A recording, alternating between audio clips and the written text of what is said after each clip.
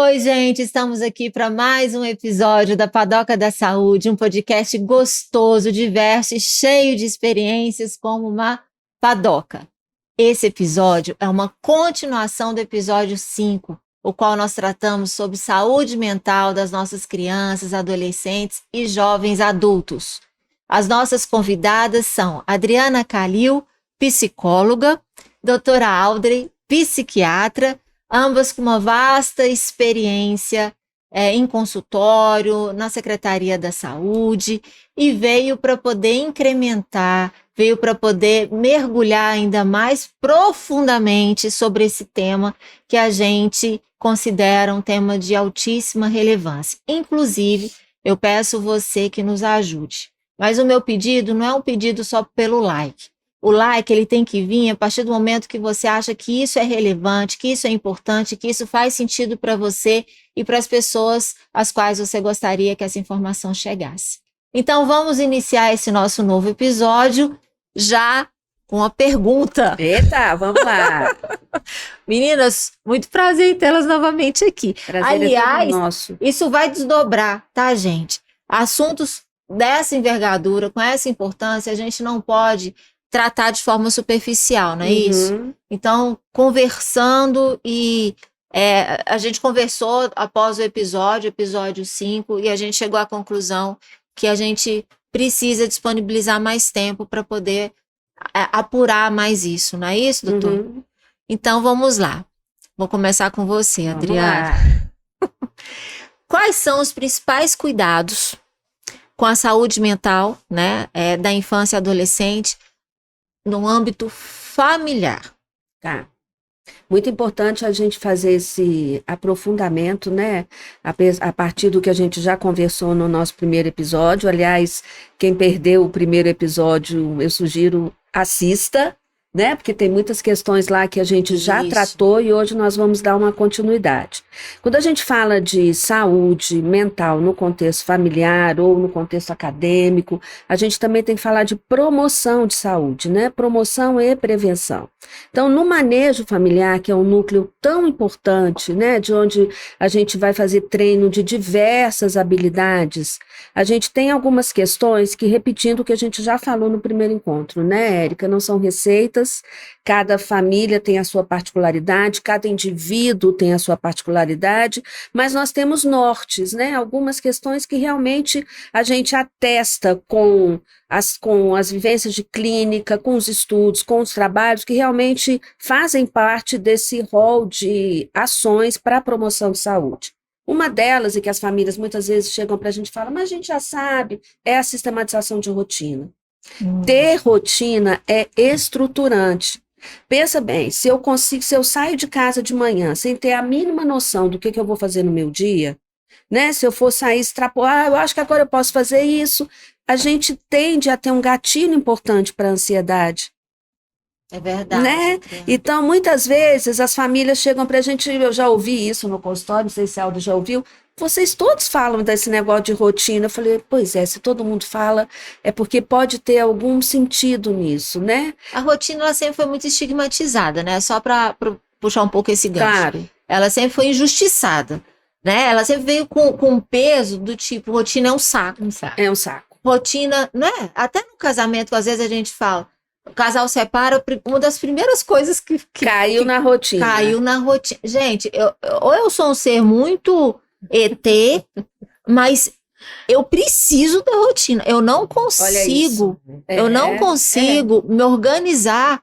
Tanto é que às vezes eu acho isso até depois a gente pode ter uma conversinha, né? Mas a rotina para mim é algo tão importante que quando eu saio de férias, eu preciso me permitir aquele momento de não ter a rotina, o tanto que isso me organiza. Olha como é interessante, você está falando de uma experiência pessoal, né, da sua vivência, que atesta o que a gente preconiza em termos de promoção de saúde. É importante para a gente, no contexto familiar, com as nossas crianças, com os nossos adolescentes, a gente ter essa sistematização de rotina. É claro que não com uma rigidez, né, é o famoso caminho do meio. Quando for na sexta-feira, você pode ter um horário mais tarde para dormir. né? No seu final de semana, a gente pode flexibilizar algumas atividades, mas agora a gente passa, e isso vai passar também muito pela dificuldade ou pela facilidade dos pais com a própria rotina, com a organização da própria rotina, né? Porque se eu não consigo ter pontualidade, se eu não consigo ter um horário minimamente estipulado para as minhas atividades, ninguém está aqui falando de uma rigidez. Tá? É claro que com bom senso, mas se eu não consigo ter, como é que eu vou exigir isso do meu filho? Do meu filho adolescente, do meu filho criança. Então, esse é um aspecto muito importante para a promoção de saúde. A gente ter minimamente uma sistematização de rotina. E quando você fala de férias, me fez pensar na pandemia, que foi um dos fatores também de risco para os adoecimentos que a gente vivenciou pós-pandemia. Não tinha rotina. É verdade. E a rotina virou do avesso, né? O que era rotina não fazia mais sentido nenhum, que era ir para a escola, né? Acabou isso, e você teve que fazer uma adaptação, sim, de uma forma muito compulsória, você não tinha opção. Sim, né? ou é. Exatamente. E isso deu uma bagunçada muito doida. A gente está falando de rotina e, ao mesmo tempo, o quanto isso bagunçou o modus operandi das pessoas, né? Porque pais que muitas vezes não tinham, por exemplo, uma pessoa que ficava o dia todo em casa, precisou buscar recursos para conseguir fazer essas adaptações dos filhos que tinham que ficar em casa o tempo todo. Os próprios pais, algumas atividades é impossível você fazer online, né? Você, por exemplo, a polícia, a saúde, Sim, saúde. tem que ir para as clínicas, para os hospitais, a polícia tem que estar dentro da delegacia, tem que estar na rua. Sim. E como que você ajusta isso, né? Só um pequeno desvio, né, do que a gente tá comentando sobre essa questão.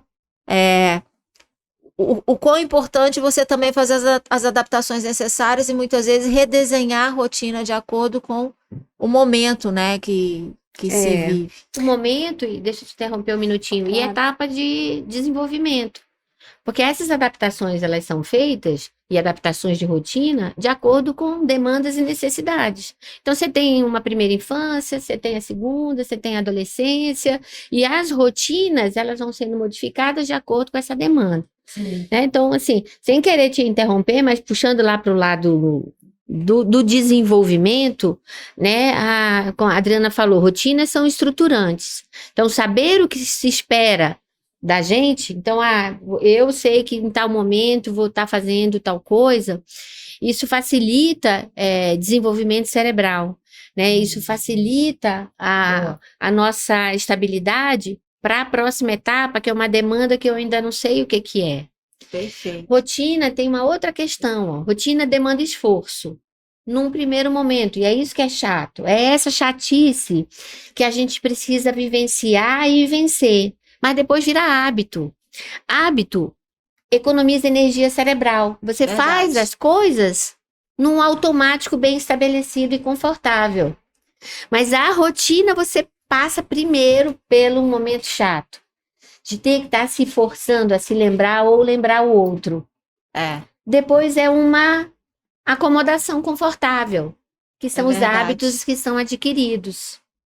Perfeito. Né? Então, esses são facilitadores de desenvolvimento e que fazem promoção de saúde. Então, rotina é tudo de bom, gente. Rotina não é uma coisa ruim, é tudo de bom, é importante. É muito importante. E aí era só esse adendo, desculpa ter te interrompido. Super importante, muito obrigada. E a gente, quando a gente fala dessa questão de rotina, né, na clínica, e que a gente ajuda a família com instrumentos, né, vamos lá organizar, vamos fazer junto, tem muita resistência. Nossa, tem muita dos resistência. Próprios pais? Das próprias famílias, né, porque aí eu vou mexer ou vai impactar na dificuldade dele com rotina. Aí pensa assim, que essa psicóloga xereta quer mexer no meu dia a dia. Na hora que eu durmo, a hora que eu durmo, a hora que eu acordo, a hora que eu vou ter o momento mãe com meu filho, o momento... Não, obrigada, dá licença, próxima. Aí chega na próxima... Fala a mesma coisa. Tomara que, né? Porque isso é o que a gente falou, é consenso. Aí, consenso aspas, né? Não, mas de novo, você vai me falar esse negócio de rotina, porque é importante.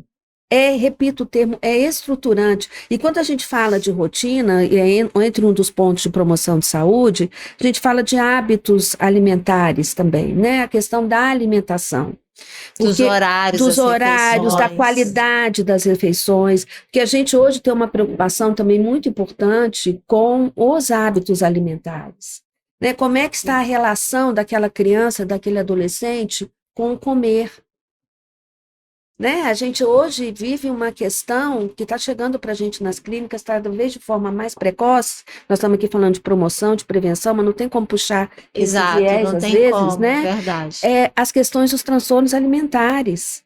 Tanto a bulimia como a anorexia. Sim. E compulsão alimentar. E compulsão. E os quadros mistos, né? E os quadros mistos. Deixa eu aproveitar, eu e os meus parênteses, né? Quando fala nesses transtornos alimentares, o transtorno alimentar é uma consequência de, às vezes, dessa desorganização também?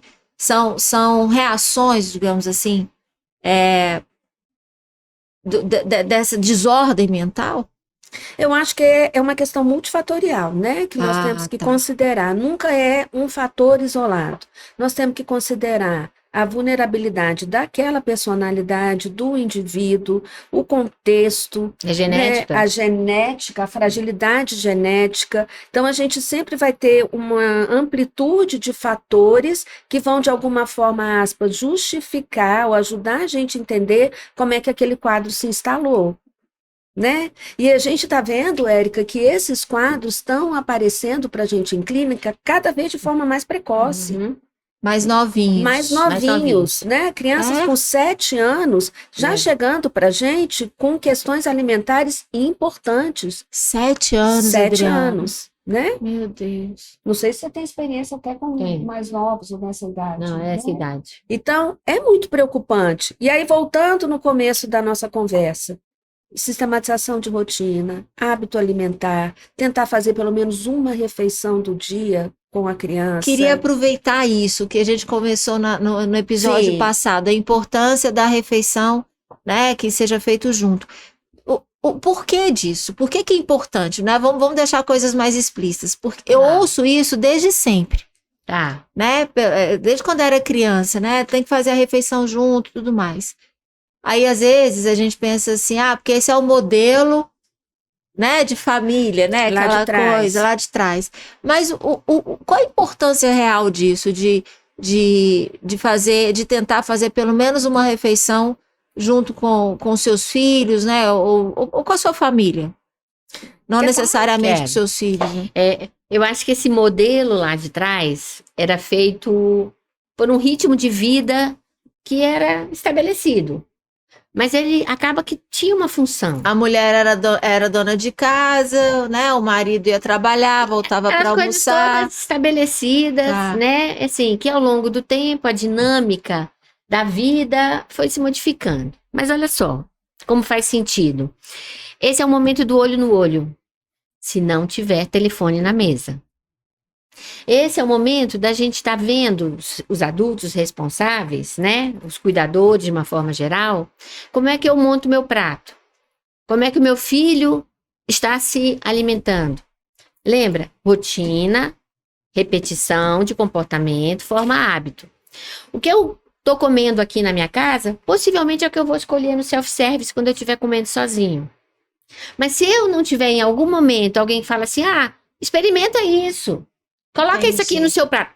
Eu tô falando de sugestões de experimentação. Veja, ninguém tá falando aqui, come menino, você tem que comer isso. Não é uma imposição. Não é isso. Nós estamos falando e nós estamos fazendo o que também? Que é outra forma super importante que as crianças aprendem. As crianças aprendem por observação. Né? Então, como é que eu monto meu prato? O que é que eu comento sobre o meu dia? Quais são as observações positivas que eu posso trazer? Ou às vezes nem tão positivas, mas que eu precisava daquele momento familiar para estar compartilhando e ouvindo a opinião dos meus filhos. Isso é fazer quantas coisas nesse momento a gente acha que a gente já conseguiu trabalhar e desenvolver com os filhos sem esforço. Aliás, com esforço, né?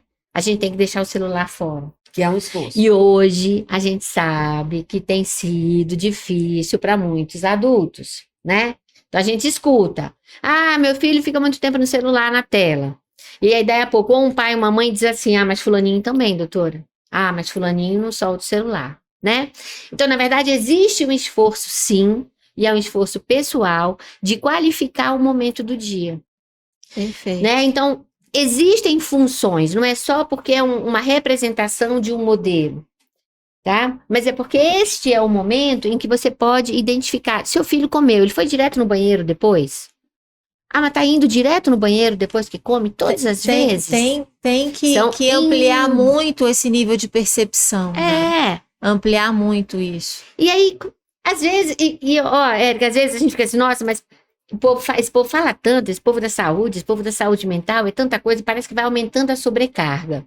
É. Na verdade, se você vai fazendo isso assim, olha, com uma certa rotina, uma certa naturalidade, isso vai chamando a nossa atenção, porque é o diferente, né? Nós tínhamos falado da outra vez, por que a gente vai repetir algumas coisas? Porque são importantes. Então, repete no primeiro, repete no segundo, possivelmente você terá outros convidados que vai fazer a mesma colocação, mas a percepção do diferente, ela vai acontecendo. Opa, isso aqui antes não acontecia. Mas você precisa se permitir estar no momento da refeição. E é incrível essa questão da percepção, né? Esse podcast ele é tão bacana porque ele dá oportunidade de, através da nossa vivência pessoal, a gente expor algumas coisas, né? Sim. E eu tô aqui para poder ser verdadeira. Aliás, uma das motivações quando eu idealizei esse podcast é ter um espaço para que a gente pudesse falar com autenticidade, né? Uhum. Sorrir de verdade, chorar se for necessário e dar os seus depoimentos também. Eu tive transtorno alimentar logo depois que eu tive a minha filha. E aí eu tive bulimia. Uhum. E à época, minha mãe, quando eu engravidei da Vitória, eu estava com 53 quilos. Eu nunca fui uma pessoa gordinha. Eu tive uma fase da minha adolescência no pré-vestibular que eu comia um PF e depois comia 6 sonhos de valsa. Nossa, meu chocolate preferido. Eu amo sonho de valsa. Também amo. Hoje eu como metade. Acho que eu fiquei com tanta sequela que até hoje tem sonho de valsa. Só meu vai a corrente metade. sanguínea. Ficou com reserva. Fiquei com reserva de sonho de valsa para a próxima reencarnação. E aí eu ganhei peso, mas eu nunca fui glutona, eu nunca tive essa coisa com comida. E eu me recordo que eu estava vivendo uma situação pessoal muito, muito complicada para eu digerir. E eu encontrei na comida, no vômito, olha que louco. Eu encontrei no vômito uma forma de botar para fora as minhas angústias. Depois que eu tive entendimento disso, né? E quanto mais eu perdia peso e as pessoas notavam que eu estava perdendo peso e as pessoas falavam, você está muito magra, o que está acontecendo? Inconscientemente também era uma forma que eu achei de chamar a atenção para alguém chegar e falar, ei, senta aqui, vamos conversar, vamos resolver isso de alguma forma. E eu me lembro que eu comecei a criar um calo nesse dedo aqui, nesse osso daqui, porque eu usava, tem gente que usa, é muito louco eu expor isso, né? Mas eu acho que é importante, sim, porque isso acontece mesmo, e aconteceu comigo numa idade, eu já tinha discernimento, né? Era uma jovem adulta, mas eu já tinha discernimento. E um dia minha mãe me pegou pelo braço, minha mãe me viu trocando de roupa, me pegou pelo braço e disse, eu vou te levar ao endocrinologista agora. Ela não pensou no psiquiatra, ela achou que eu estava com algum problema gástrico, alguma coisa assim, hormonal, enfim. Aliás, um gastro, desculpa. Na hora que eu cheguei, ela ficou na sala de espera e o gastro, entrei para conversar com o gastro. Ele virou para mim e falou assim, deixa eu ver suas mãos. Primeira coisa, na hora que eu fiz assim, era a mão direita. Já estava... É um sinal. Tipo um calinho mesmo, né? Porque o dedo, né? Aí ele falou para mim, você tá fazendo suas refeições e você tá, né, vomitando depois e tal, o que tá acontecendo? Naquele dia, depois disso eu continuei. Aquilo não foi um divisor de águas para mim. Mas aquilo me fez... Primeiro minha mãe notou isso e de alguma forma ela tentou me ajudar, né? Mas depois eu comecei, e foi gradativo. Porque para mim depois não fazer isso era como se eu não estivesse botando para fora as minhas angústias, né? O vômito era uma maneira de fazer isso. E é incrível como que com o tempo, né, e depois, obviamente, tratando isso, a gente percebe que o nosso corpo, ele vira refém disso, das nossas fragilidades emocionais, Sim, né? sim. Ou é através de uma dermatite que você adquire, ou é o cabelo que cai, ou é a bulimia, ou é a anorexia, mas é uma forma da gente externar isso, né? E isso é muito sério, porque Muito. anorexia, a bulimia também, mas a anorexia tem pessoas que perdem a vida, né? Sim, Porque ficam mata. com tanta Anorexia carência mata. nutricional que fica Sim. irreversível isso. Sim. E aí a gente já cai, né, numa outra questão que é importante, que é a imagem, né? Imagem corporal. E a disseminação de um padrão de imagem corporal que todo mundo busca alcançar.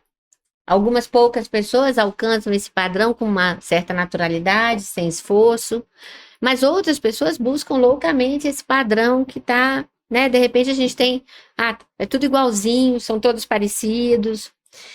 E aí nós temos crianças e adolescentes experimentando isso tudo via redes sociais e buscando isso também, o que aumenta a vulnerabilidade, Sim. né?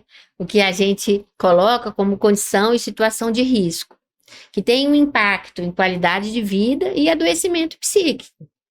Então, as coisas, elas não são únicas, É verdade. né? Elas são uma situação puxa a outra. Então, você vê, eu tenho um momento família. Opa, tem alguma coisa errada nesse padrão aqui. Mexe no prato, não come. Né? Espalha tudo ali, segue para o banheiro. Uma coisa de privacidade. Todos têm direito à privacidade. As crianças precisam, e os adolescentes, de privacidade.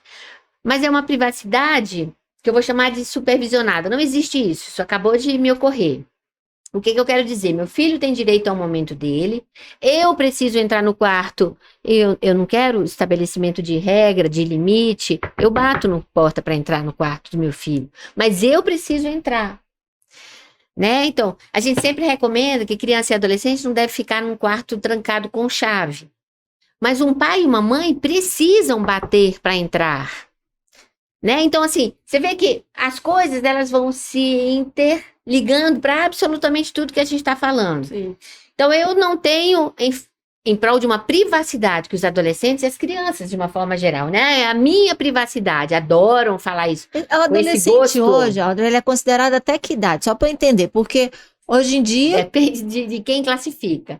Organização Mundial de Saúde, Sociedade Brasileira de Pediatria, então, 12 anos. 12 anos é uma idade em que a adolescência começa. E termina em que idade? 19. 19. Aí depois é jovem adulto. Jovem adulto. Entendi. Então, a ideia é que na adolescência, dos 12, na infância, até os 19, o ideal é que não feche a porta. Não, chave não. Com chave. Chave não. E se o seu filho, a sua filha, está passando por alguma dificuldade emocional, ou foi diagnosticado, está passando por um tratamento médico, psiquiátrico, mais atenção você precisa ter com relação a essa privacidade de se trancar, porque isso envolve risco. Pois é, porque tem uma palavra da moda agora também. Qual é, gente? Que é: estou com a minha liberdade vigiada. Assim. Eu tenho liberdade vigiada. Ou tô com antipatia desse negócio de liberdade vigiada. Porque agora o cuidado dos pais com relação aos filhos virou liberdade vigiada. E não é, a gente não, pelo amor de Deus. Érica, muito importante isso. Como a gente está falando de família, né? No contexto familiar, em promoção de saúde, a gente também falou sobre isso no episódio passado e a gente vai mergulhar um pouco mais nesse aspecto. Os pais também estão muito perdidos nesse sentido e reféns. Muito reféns entre eu sou o pai autoritário e eu sou o parceirinho, gente boa do meu filho. Aí cuidar agora. 8 ou 80. Tem o caminho do meio. E cadê o caminho do meio? Que existe essas formas de parentalidade, existe um modelo que é o caminho do meio. Exatamente. Que é o que supervisiona, que é o que vigia, essa palavra não é muito boa, mas é o que dá suporte, mas é o que diz, não, meu filho, não pode ter chave no quarto. É porque virou agora o seguinte, o fato de você estar presente, de você tentar cuidar, estar presente. de você mostrar, né, falar assim, olha, cuidado com tal coisa, ou Não entre no carro se o Sim. seu amigo ingeriu álcool. Coisas nesse sentido, coisa que eu ouvia na época do Tiranossauro Rex, mas continua. Eu costumo dizer que pais são cafona. A gente repete algumas frases que a gente ouviu do nosso bisavô. Sou cafona mesmo. Tô nem aí. E tá nem aí. E aí entra esse discurso às vezes, poxa, eu tô tendo uma liberdade vigiada. Liberdade vigiada é o cacete, você vai me desculpar, porque é isso mesmo. E precisa, Érica. Que acha que tá tendo Isso liberdade é cuidar. vigiada. Isso é cuidar. Isso é estar atento. Isso é estar né? atento. Quando a gente volta na questão da refeição, além de eu estar atenta às questões do padrão alimentar, se acaba de comer e sai correndo da mesa, eu também vou estar atento no olhar, na conversa, no humor, tom de voz. Tipo de roupa que veste. Tá um calor de 40 graus e tá de moletom? Opa, eu preciso estar dando uma olhada no porquê disso, né? O que tá levando o meu filho, a minha filha, tá com uma vestimenta que não tá adequada para o clima. Isso é amor, né, Então, gente? isso é amor. E eu digo sempre para os pais, mas ela vai me achar chata. Não tem problema. Pai e mãe muitas vezes são chatos. Mas o que implica para aquela mãe a filha chamá-la de chata? Pois né? O que mexe nela, nos conceitos dela de maternidade? Perfeito. Eu já adianto para os meus filhos, nem esperei falar que eu sou chata, eu já me auto-intitulo, sou chata. Sou chata, sou um porre, sou chata. Já poupo eles disso. Hoje está muito difícil isso, né? Eu acho que essas questões da atualidade, e eu gosto sempre de falar para os meninos, quando os pais dizem assim, que na minha época, porque eu na sua idade, nossa, né? Terrível. Eu na sua idade o mundo hoje é outro. Não tá fácil ser adolescente, vou puxar aqui, vou defender também a minha galera, no mundo de hoje. Porque olha o nível de exigência que eles têm. Eles têm que atender a quantas redes sociais que tem que estar em dia, gerando conteúdo, né? Fazendo... Sabendo o que está acontecendo. Sabendo o que está acontecendo. Eu não consigo enumerar todos que eles têm que estar em dia com os grupos de WhatsApp, com o Instagram, com o Twitter, que não chama mais Twitter, esqueci. X, né? Eles têm muita demanda. Hoje o sistema, quando meus pacientes de nível médio, que agora estão no 3º ano, nesse momento agora que eles estão fazendo PAS, Enem, esse final de semana foi a prova da UNB, é um nível de ansiedade, né? Um nível de desorganização. Então, a família também tem que ser uma fonte de suporte para eles nesse momento, e não só, não faz mais do que sua obrigação de estudar. Você só estuda. É claro que ele tem que realmente atender a essa obrigatoriedade do estudo, se aquilo está ali dentro do esperado para ele, para a família, dentro do projeto de vida. Mas a gente precisa dar essa contrapartida para eles também. Mas sem uma permissividade excessiva. Tadinho.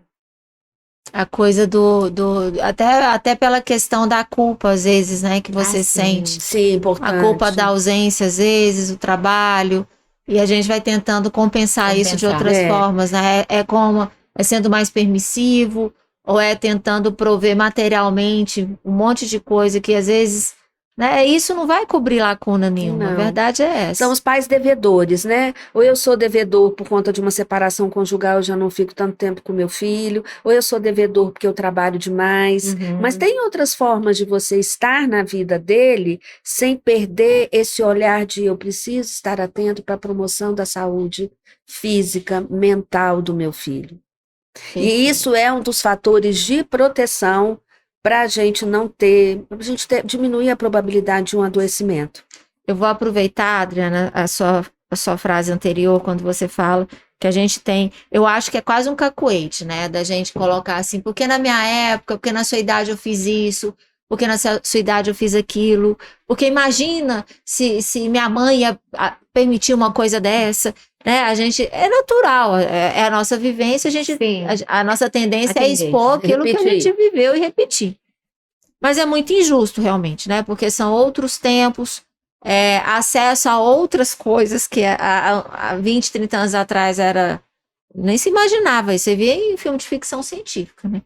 Então é algo que, e tudo está muito célere, né? Está acontecendo com uma rapidez gigantesca, né? A própria internet, a inteligência artificial, né? Coisas, todo dia é uma velocidade absurda. Sim. Agora, esse esse hábito, mau hábito, esse cacoete que a maioria tem, e eu confesso que muitas vezes eu repito essas frases também, o que é péssimo, vocês acham que isso de alguma forma, o que o outro ouve, o filho ouve, quando você fala, na sua idade eu já fazia isso. Isso a maneira como ele percebe isso, geralmente é ruim, porque gera nele talvez o seguinte: eu não consigo atingir a expectativa do meu pai, da minha mãe, o meu pai idealizou um filho que eu não sou, né? Isso gera essa sensação também, vai nutrindo, querendo ou não, até uma baixa de autoestima. Uhum. Eu acho que o que a gente precisa, até esse conceito do que é autoestima, né, Érica? É como eu me vejo, é como as minhas experiências, o retorno que eu tenho das minhas experiências, e uma experiência muito importante é a das relações parentais, como os meus pais me veem, como eles validam o que eu faço de positivo, como vem o elogio, né? Não é o elogio, uau, em busca do extraordinário, mas aquilo que é o que ele faz no dia a dia. A gente tem um olhar muito treinado para apontar para os nossos filhos o que eles fazem de errado. Exatamente. Né? É um olhar, parece que treinado. Mas e quando ele se esforça minimamente para fazer o ok? A gente vira para o filho e fala: você me obedece, mas o que eu espero dele? O que é o obedecer? Aí nós estamos falando das crianças menores, né? E é claro que a minha autoimagem, ela vai sendo construída a partir das experiências, principalmente e primariamente da minha casa. O quanto eu sou validado pelo que eu faço. Isso reconhecido, vai né? Eu acho que usar essa palavra, talvez quem não for da área, é uma coisa que faça bastante sentido, que é esse reconhecimento do que eu faço, que é ok. Né? Mas só olham quando eu faço errado. Exatamente. Então eu só me sinto visto quando eu faço errado. Olha o perigo disso. Sim, porque que estrutura de personalidade eu estou criando. Eu só tenho validação, reconhecimento quando eu faço errado. Olha para onde nós estamos indo na construção da personalidade desse indivíduo. Olha que incrível isso, né? A gente vai falar um pouquinho depois sobre a questão escolar, que aí eu vou te demandar, Audrey, mas olha que louco. Às vezes os valores, ou as validações, ou a maneira como a gente verbaliza isso, é quando elas estão materializadas em alguma coisa. Por exemplo, quando tira uma nota boa e vem no boletim o 10. Aí vem no boletim o 5. O 10 não fez mais que obrigação. O 5 como assim? Você não está fazendo nem a sua obrigação. Mas às vezes esse aluno que tirou 5, e aí eu vou não vou entrar nessa seara porque polemiza demais, mas eu acho que a maneira como o sistema educacional no nosso país é um sistema que bota todo mundo na mesma caixinha, e isso é de uma pobreza. E é injusto. É injusto demais. É injusto. Né? Porque você não consegue enaltecer, nem reconhecer, e nem fazer com que os talentos que são tão individuais venham à tona, porque você vale o que está na nota lá do seu boletim, isso é muito injusto. Essa mesma criança que tirou 5, a média 5, que agora é 7, né? Nem sei como é que tá mais. É um menino super querido na escola, é um menino que preza os relacionamentos, é um menino apaziguador no grupo, é uma criança que é gentil, né? Então, às vezes a gente materializa muito elogio, coloca isso numa nota, mas esquece de chegar para o seu filho e falar assim: meu filho, eu tenho tanto orgulho da maneira como você trata os seus colegas, eu tenho tanto orgulho de ver o quanto você é generoso. Porque é isso que faz um ser humano, né, gente? São esses valores. São esses valores. E a gente não verbaliza. Não. Né? Não verbaliza quando o irmão dá um abraço na irmã e fala que ama. Que ama. Como você é amoroso, meu filho. Que coisa linda. Como você tem um cuidado com o outro. Que bom que você olha as necessidades do outro também, além das suas necessidades. Perfeito. Isso é formar o ser humano também. Sim. Né? Que diacho que a gente tem que materializar para poder valorizar, reconhecer. Tem que estar tudo materializado. É a nota, né? São coisas que, ao meu ver, honestamente, ok, isso faz parte. Mas o humano, né? Aquilo que realmente vai fazer sentido para essa criança na vida adulta além da percepção que ele tem que ter dele mesmo, dos valores que ele tem, é você saber que isso é validado pelos seus pais e que isso faz sentido na sua comunidade, na sua Sim. sociedade, né? E são esses valores, e a gente pode traduzir esses valores em várias habilidades, porque daí são os comportamentos apresentados, que vão fazer esse menino que tirava 5 ser depois um excelente profissional. Exatamente. Porque o que ele vai estudar, o que ele vai escolher para se dedicar na vida dele, vai fazer sentido. Mas ele tem uma base moral, é empático, é gentil, é respeitoso, que vai fazer com que ele se diferencie. Perfeito. O excelente profissional, muito possivelmente, pode não ser aquele que, nossa, era o top one O 10. da escola, Exatamente. da faculdade. Exatamente. Porque o conhecimento, né? Eu tendo uma capacidade, eu não vou falar de capacidade intelectual de top, não. Eu vou falar de média. Sim. Você demanda mais esforço para a gente, né? Eu posso estudar muito mais do que a minha colega que estuda menos e aprende mais rápido do que eu. Mas quais são as minhas habilidades? As minhas competências, que a partir dos meus valores eu demonstro na minha profissão. E isso faz o diferencial entre os profissionais de uma mesma área. E isso é promoção de saúde, Érica. Isso é ambiente que promove habilidades saudáveis para a vida adulta. Então, você fala de um ambiente numa família, onde, como a Adriana estava falando, de promoção e de prevenção, né? Então, de promoção de saúde, você amplia conceitos, tá? De prevenção, você fala de prevenção de particularidades ou de doenças, né? Então, nós estamos falando das duas coisas aqui. Nós falamos muito de prevenção, mas nós estamos ampliando nossa discussão, porque nós estamos falando de promoção. Perfeito. Né? Nós estamos falando de promoção nas relações familiares, nós estamos falando de relações que fala de família, daqui a pouco os meninos estão na escola. Então, esse ambiente promotor de saúde, que é um ambiente confortável, é um ambiente respeitoso e afetivo, é o que vai qualificar profissional.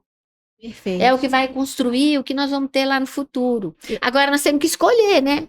Agora, nós, profissionais de saúde, nós pais, nós tios, nós dindas, que somos dindas, né? O que é que nós construímos junto com esses meninos? Para eles lá na frente, né? Aquela pessoa que diz, eu quero ser médica igual a minha dinda, né? Eu quero ser bióloga, mas eu gosto desse assunto igual a minha dinda. As né? referências. Então, assim, são as referências que nós estamos construindo. E ninguém está lá ensinando os meninos, nós estamos mostrando só como é que as coisas funcionam. Mas é essa escolha que nós pais, sociedade, professor, diretor, orientador educacional, que nós temos que escolher. Nós estamos eu entendo que nós estamos assim, num momento pós-pandemia que favoreceu a gente pensar a respeito do que a gente quer. Eu acredito muito nisso também. Do que nós vamos, como é que vai ser daqui para frente, né? A pandemia trouxe muito adoecimento, está trazendo muito adoecimento. Os grandes facilitadores do mundo atual estão adoecendo a gente também, né? Estão trazendo uma sociedade imediatista, né? A gente tem uma situação, a gente reage. Cadê o gap entre a gente ter a situação, pensar a respeito e reagir? Então, essas coisas, lidar com frustração. Ué, o que você está escutando o tempo inteiro? Não aceitou o término do relacionamento. Alô? Qual foi o perfil de frustração que você teve que vivenciar na sua vida para você se dar conta de que tem alguém que pode não te querer? E essa pessoa é igual a você, merece tanto quanto você. O que te dá esse direito de achar que a outra pessoa precisa se submeter a você? Então, são as pequenas frustrações também que nós estamos, né, à medida que a nossa parentalidade pode ser revista, a gente está se permitindo criar pessoas assim, né? Então, nós estamos num momento, na minha pobre avaliação, em que a gente precisa escolher o que a gente quer.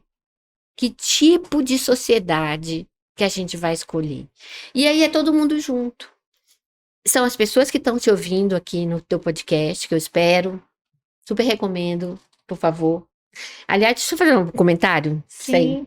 Eu e meus meninos sempre chamam padaria de padoca. Eu e meus filhos. Sempre. Que massa. E porque a gente sempre super gostou do que tudo que tem na padoca. Igual a mim, então.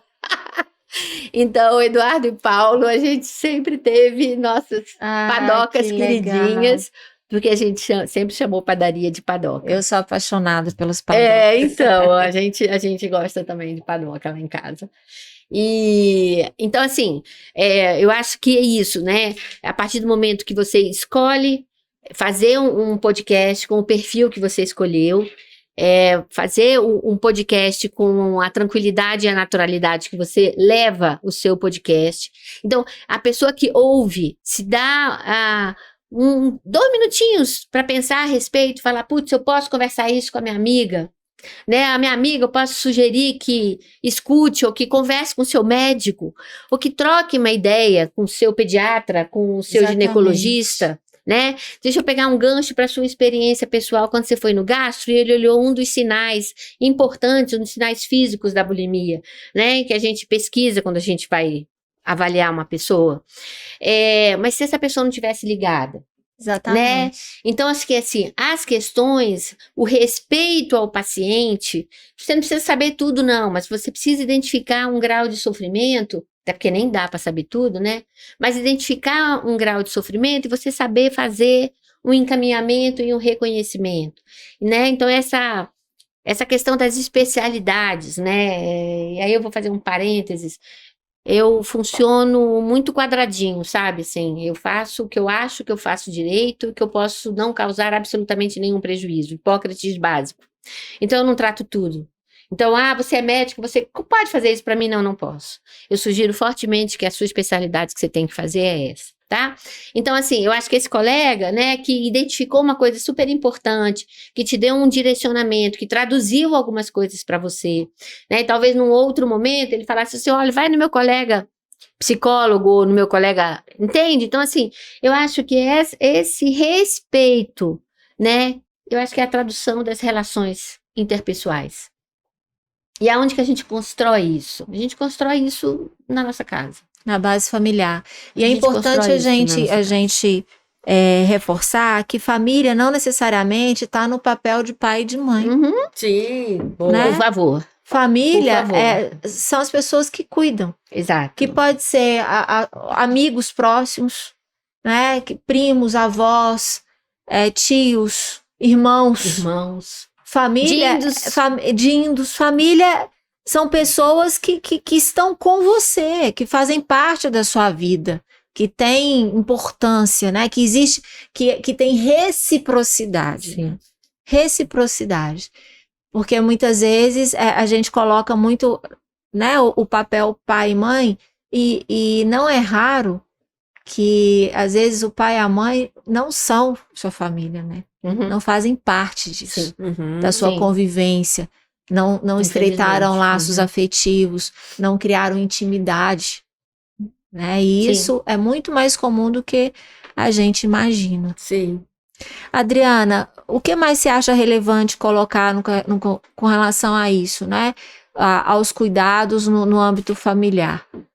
Eu acho que a gente falou da sistematização de rotina, né? Os hábitos de alimentação, de sono, né? Hoje em dia também é um ponto muito delicado. Eu acho que a maioria esmagadora dos pais chegam pra gente dizendo, eu não acordo, não dorme direito, dorme tarde, eu não sei mais o que eu faço. Então e como isso repetindo, né? E a gente vai ser repetitivo mesmo, que impacta diretamente no humor, nos aspectos cognitivos, na atenção, na memória, né? O quanto eu vou estar funcional no dia seguinte. E uma questão que nos intriga também é que hoje os jovens, eles experimentam as dificuldades, os prejuízos, desculpa, de não ter uma qualidade de sono, mas não há mudança de hábito. Né? A gente fez uma live recentemente que a gente falou muito sobre isso. O que acontece aqui? Eu durmo tarde, porque eu estou na tela, né? Na grande maioria das vezes.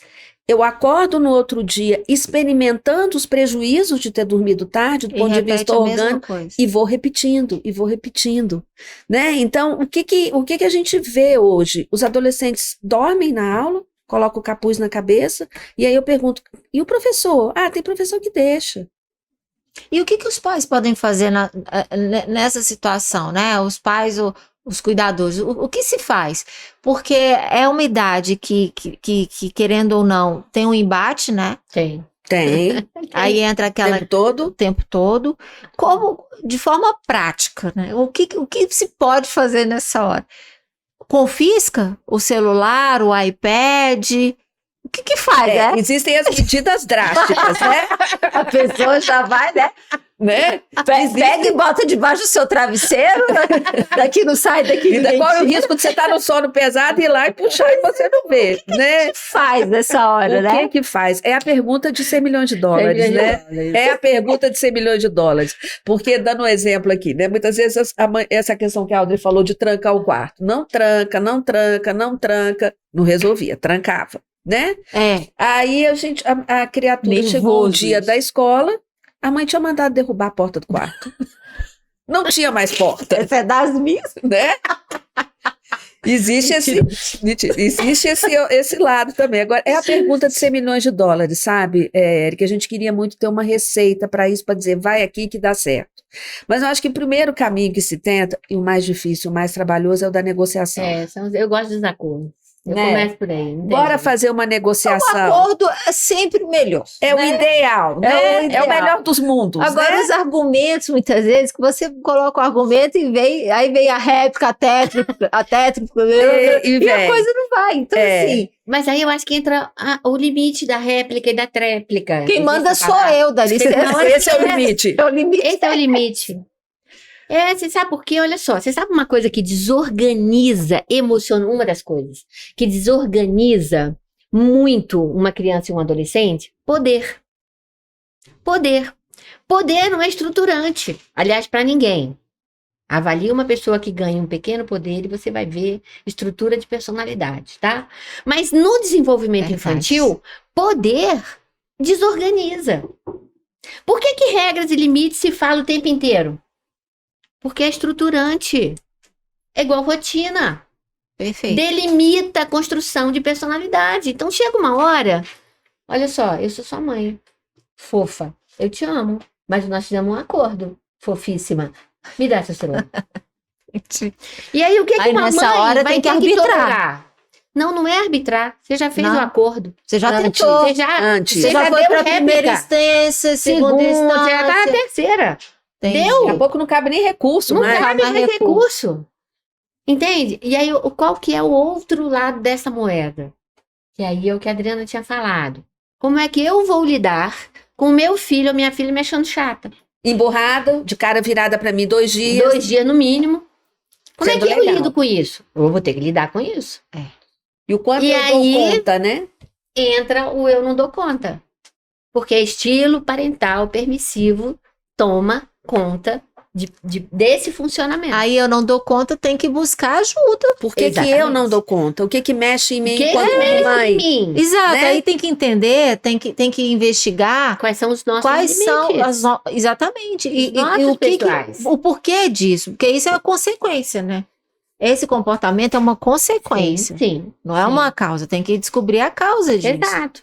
E aí, às vezes, é o que a gente funciona como modelo, como escuta, quando a gente chama pai e mãe para conversar, né? Quando a gente busca entender e que a gente, às vezes, faz às vezes funciona numa troca de ideias, mas às vezes não. Às vezes a pessoa precisa buscar um acolhimento pessoal, o seu espaço de trabalho, o seu Terapia. espaço de terapia, para esse modelo ser levemente substituído. Tem uma coisa interessante, você falando isso está me remetendo a outras coisas. Por exemplo, a coisa da permissividade, né? Essa linha muito tênue entre você ser permissivo e você conseguir fazer, né? Você formar opinião para o seu filho e falar assim: é o seguinte, a gente conversou sobre isso, você não está cumprindo o acordo. Então, se você não está cumprindo o acordo, eu estou entendendo que, infelizmente, né, eu vou ter que impor isso para você, já Sim. que você não está entendendo, não está cumprindo Não o tá nosso, conseguindo, o nosso é. combinado. Agora, e obviamente, para você poder verbalizar isso e manter isso, você tem que estar muito firme isso dentro de você, né? Isso tem que ser uma coisa muito bem resolvida Sim. intimamente, em função das retaliações. O bico, Nossa, o bico, então, meu Deus do céu. o silêncio. Silêncio absoluto. O silêncio é o que mais usa, né? O Nada de silêncio. responder o bom dia. Exatamente. Então, é algo que você precisa estar muito bem resolvida para conseguir se posicionar. Só que existe um outro problema, né? Que a gente, querendo ou não, a gente é bombardeado o tempo todo. Que agora é o que você precisa dar espaço.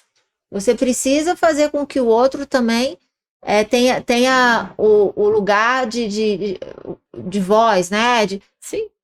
Mas você deu lugar de voz, você deu réplica, você deu tréplica, você sentou para fazer acordo. Não existe instituição que não faça isso, a não ser a democrática.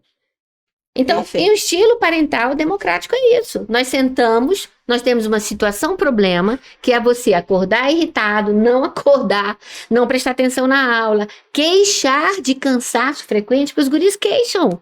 Eu tô cansado, Adriana, eu tô Verdade. cansado, Aldrin. Chegam bocejando. E aí você fez o quê? Você sentou, você organizou, você fez quase ali uma assembleia, você colocou prós e contras, você deu espaço para ele dar opinião, ele fez uma réplica. Ele negociou, eu vou tentar por tanto tempo. Não, confie em mim. Cuidado com essa frase, pai e mãe. Confie em mim, né? Deixa que eu vou. Você não tá confiando em mim? Nossa, mas você duvida de mim o tempo inteiro? Olha, isso é Tá? um argumento realmente. Não é? Então você Coisa de fez tudo estrategista. isso. Estratégia. Nossa, mas são assim uns... Querem botar a gente no bolso o tempo inteiro. Mas aí o que acontece, gente? Olha só. Nós, adultos, temos um cérebro pronto, formado, amadurecido, capaz de avaliar a situação a curto, médio e longo prazo. Estou falando de pessoas com capacidade intelectual normal. Não estou falando de brilhantismo de ninguém. E nós temos um aqui, ó, cheio de artimanhas, todo, né? Articulado. Nossa Senhora, a molecada que eu vou falar um negócio incrível, mas com uma região do cérebro absolutamente imatura para fazer o que nós adultos temos condição. Gente, isso é fisiológico. Exatamente. Acabou. Ué, então assim, eu que Exatamente. engravidei, tive filho, botei no mundo, tô cuidando, amo de paixão, preciso fazer escolhas. E enquanto aqui, ó, não tá pronto para fazer. Mas tá pronto, olha só. Quer namorar, quer ir para casa da namorada e do namorado, enfim, né? Quer fazer todas essas coisas que são muito legais. E eu não vou deixar porque eu tenho o cérebro pronto? Não tô falando disso. Mas eu posso mediar isso aqui. Claro que você vai namorar. Olha só, claro que você vai lá dormir na casa do seu namorado. Mas vamos negociar aqui frequência? Tive isso ontem no consultório, né? Vamos negociar o número de vezes que ele vai dormir lá em casa também? Porque também, gente, não é oba-oba. Porque a vida não é uma relação única, são várias. Exatamente. E tem que fazer as suas. Equilíbrio, a Adriana falou essa palavra As suas no comecinho renúncias, suas hoje. concessões. Tem que ser. Então, assim, nós fazemos sim um modelo democrático. Existe a situação problema, existem as partes que precisam negociar, existem réplicas e tréplicas, né? Tréplicas. Tréplicas. A língua enrola, meu. Não, né? Essa. Trava a língua. Não. Deu? Alguém define. Isso é democracia. E acho que nessa hora a gente precisa realmente lançar mão daquilo que nos favorece. E o que nos favorece desse argumento é a experiência e a idade. Não tem jeito. Eu vivi mais do que você, o que significa que eu experimentei mais do que você, já testei mais coisas que você, então não tem como a gente conversar de igual para igual nesse quesito. Nesse quesito. Exatamente. Não tem o que fazer. Desculpa. É isso. Paciência. E aí, lida lá com choro, Cara feia. cara feia. Você Você é uma sempre faz chata. isso. Você nunca me escuta. Você é uma tirana, Você é uma autoritária, Exatamente. Agora... reencarnação do Hitler. Eita.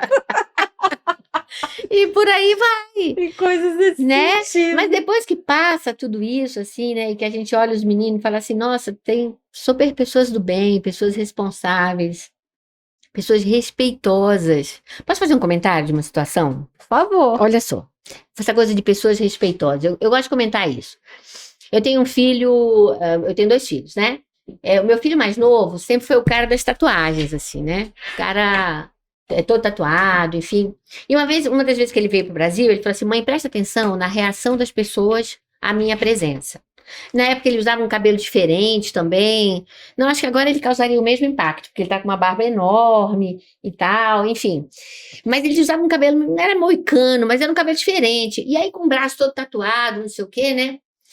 Presta atenção quando eu fizer alguma coisa que é a gentileza óbvia. Então, segurar a porta para alguém. Presta atenção como as pessoas se surpreendem, porque elas não esperam isso da gente. Olha quem. Né? Então, assim, eu pude observar isso várias vezes com ele. Né? Então, assim, da questão de como as pessoas... Rótulo visual, assim, de como as pessoas entendem os outros. Mas isso tudo foi para dizer. Eu gosto de falar isso para dizer, para lembrar a gente que a aparência física, ela pode ser um sinal de alerta, mas ela não é absolutamente marcador de nada. E eu gosto de falar essa questão também, quando eu falo de que, putz, você faz um esforço danado, mas lá na frente você vê pessoas queridíssimas, pessoas respeitosas, pessoas, eu estou falando até dos meus filhos, gostaria que eles ouvissem isso, né? Pessoas que são muito queridas e muito apreciadas onde eles vão, no tipo de trabalho que eles escolheram, né? E na vida que eles escolheram para viver.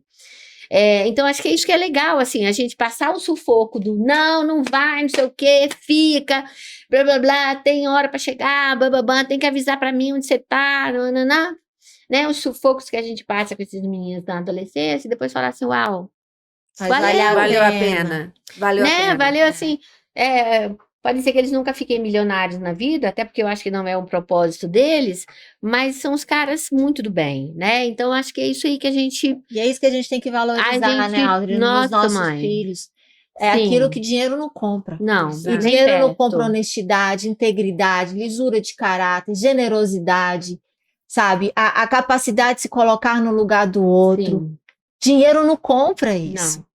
Não, então, perto. se tiver que valorizar, que valorize isso nos seus filhos, porque com certeza eles serão grandes pessoas, grandes seres humanos, grandes profissionais, porque eles vão estar ancorados naquilo que realmente faz sentido na vida, né? E muitas vezes é isso, né? A gente fica nesse automático de pensar o que é ser uma pessoa bem-sucedida. Não, aí quando a gente pensa isso, eu acho que a gente vai só para o lado financeiro, o profissional, né? Que é um marcador de fato.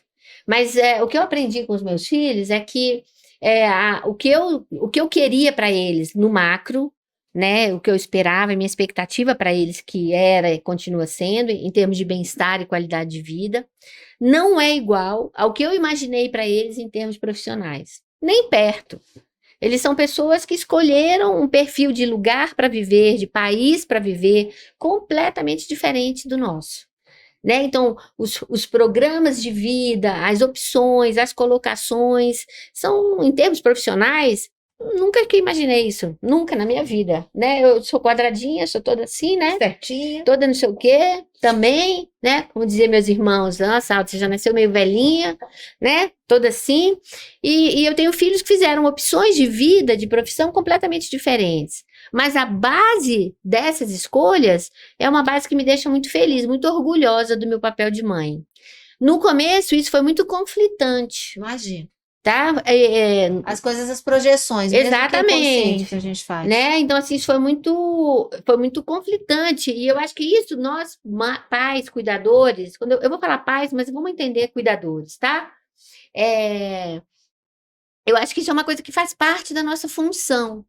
Né? A gente está revendo também com frequência os nossos modelos e as nossas expectativas e o que a gente alcança de fato e quão isso pode ser bom também.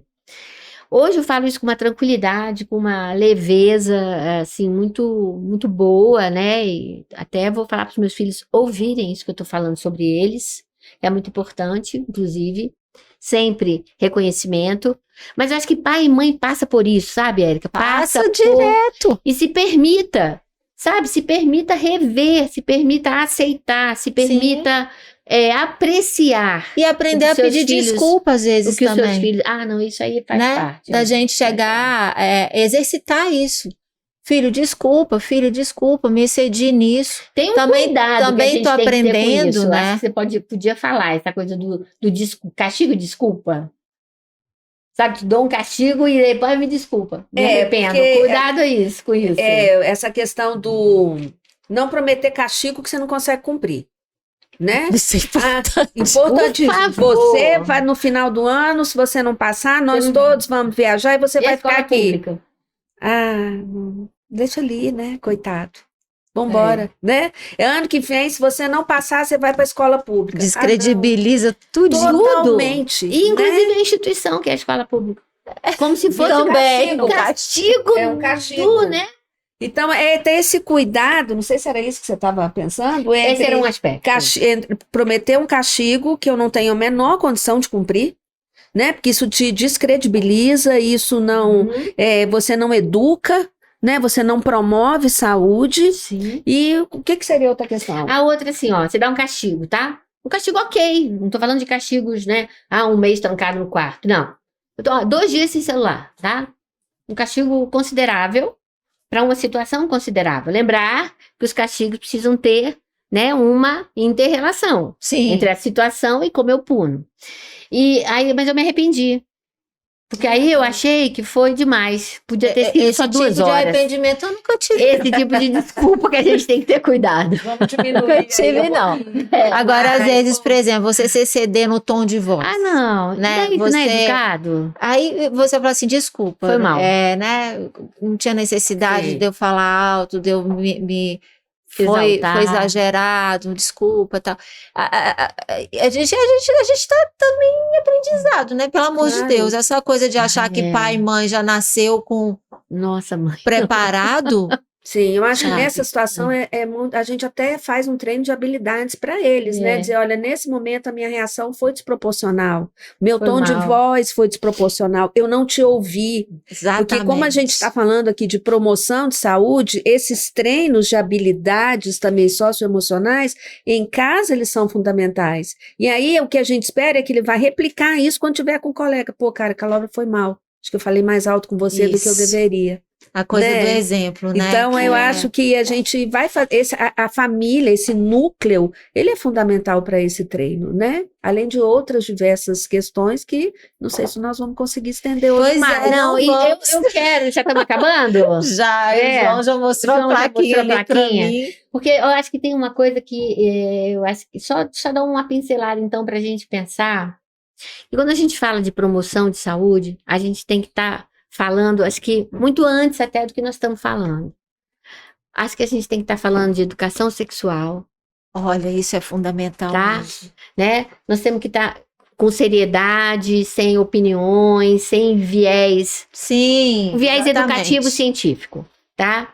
Porque isso você faz promoção de saúde, você previne violência, você ensina sobre o seu corpo e até onde você pode ir, e Limite. quem pode ir, você aprende a dar limite, né? Então, assim, eu acho que planejamento familiar é outro viés disso que nós estamos falando e que é super importante antes de tudo isso também que nós estamos falando. Porque, veja, nós estamos falando de crianças, de famílias constituídas, cuidadores constituídos, membros, uma família nuclear, ampliadinha, assim, nós estamos falando disso. Mas tem o que não tem nada disso, né? E tem o que, em função de não ter aprendido sobre sexualidade, de não ter conseguido ter tido acesso a planejamento familiar, são as crianças que depois vão parar. Por consequência disso tudo, e várias outras questões também, é claro, nos abrigos, que não tem vaga. Ai, que tristeza. Então, nós temos que.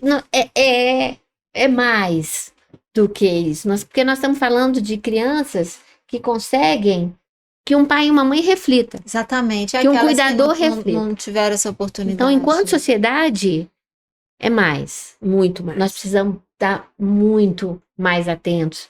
E nessa linha aqui, ó, o que nós queremos para a nossa sociedade? Eu queria até finalizar com essa frase, com essa pergunta. O que é que cada um de nós quer e qual é a nossa parte nesse exercício de mudança? E vale essa reflexão, né? Porque por mais que a gente pense E é óbvio que a gente tem que pensar e cuidar do nosso núcleo, mas a gente não pode esquecer que o núcleo está dentro do macro, né? O micro está dentro do macro. Tá no E esse macro é a sociedade que a gente vive. Perfeito. E essa sociedade que vai dar de volta aquilo que a gente está doando para ela, né? É ação e reação. Ação e reação. Viram como não tem como a gente esgotar tudo que diz respeito à saúde mental em 1 hora, em 2 horas. Com certeza a gente vai ter a terceira fase do macro episódio, né? Saúde mental, porque merece, né? E a gente vai discorrendo e vai surgindo outras coisas, Sim. como você acabou de colocar já no nosso finalzinho. Mas a notícia boa é que vai ter o terceiro. E se precisar, vai ter o 4º, o 5º, o 6º, porque aqui a gente não está poupando o nosso tempo e nem a nossa vontade de dividir isso, né, para todo mundo. Então, se vocês estiverem dispostos, a gente vai dando sequência e vai explorando cada vez mais esse tema, porque faz muito sentido, né? Muito.